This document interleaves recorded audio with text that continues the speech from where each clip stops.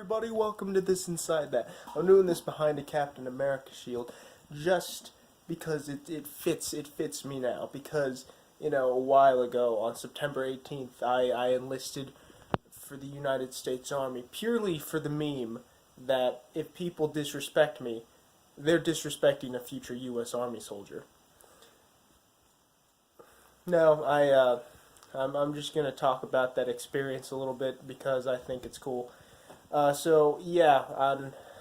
been thinking about going Army as opposed to, college throughout high school because fuck college, and not really fuck college. I think college is a good idea, but in all honesty, I want to be like killing terrorists.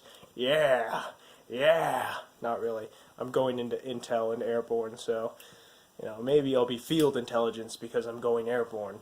And that's pretty cool. And airborne just means I jump out of planes. And I might be able to work with special forces because I'm going intel and airborne.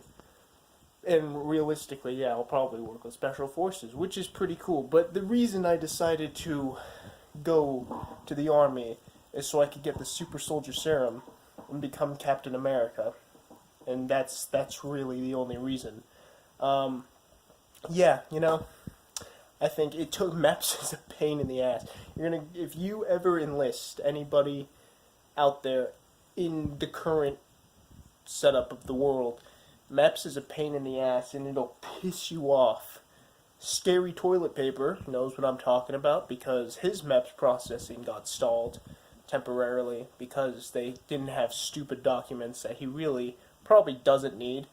And now he has to deal with that bullshit.